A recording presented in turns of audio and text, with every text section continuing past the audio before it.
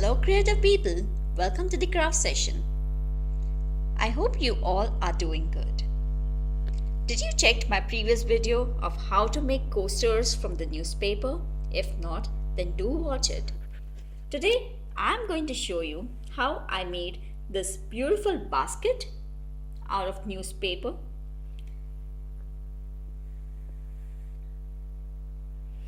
This basket has a little twist. Firstly, just like any other newspaper basket, it is not colored or painted. It is covered with anchor thread completely. And secondly, it has tiny little bells, not just on the handles, but also in the center of the coils, which gives a sweet little sound.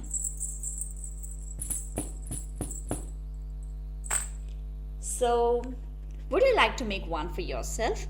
Then please proceed with the video.